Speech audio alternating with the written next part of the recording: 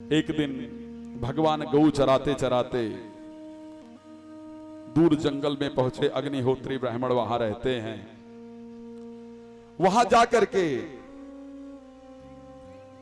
जो वहां पहुंचे तो जाकर के ग्वाले वालों को भेजा, बोले जाओ ब्राह्मण के घर जाओ और बोलो कि हम लोग भूखे, कुछ भोजन मांग के ले आओ, भोजन करेंगे। ब्राह्मण पहुंचे, जैसे ही सबसे पहले तो ग्वाल वाल पहुंचे।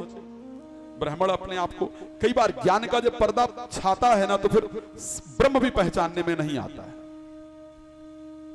जैसे एक मंदिर के अंदर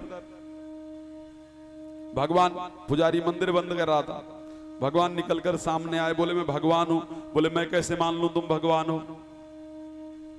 तो ज्ञान का तात्पर्य यह नहीं है कि जब तक उसमें भक्ति का रस नहीं है, श्रद्धा का रस नहीं है, तब तक वो ज्ञान परमात्मा को स्वीकार्य नहीं।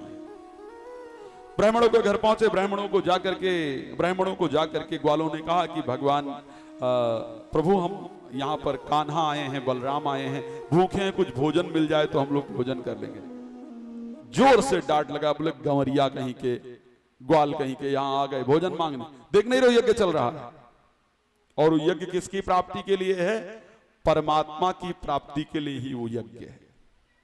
वापस गए, जाकर के भगवान को बताया। तो जब भगवान को वापस जाकर के बताया तो भगवान ने कहा किसके पास गए थे?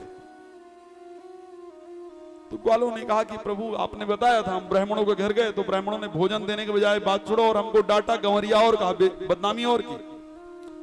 तो भगवान ने कहा वो पढ़ जरूर रहे हैं, लेकिन वास्तविकता में परमात्मा क्या है उसको नहीं जानते। तुम्हें उनके घर में जाना चाहिए। मैंने क्या कहा था? उनके घर में जाना।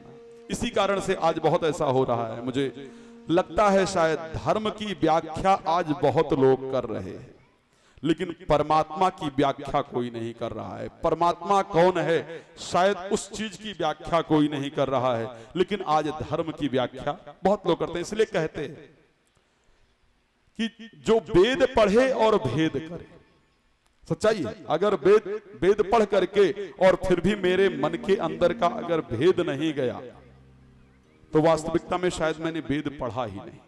आज खैर प्रेम की भी चर्चा है, तो आज प्रेम को समझने का प्रयास करेंगे, लेकिन यहां ब्राह्मणों के अहम को भगवान दूर करते हैं।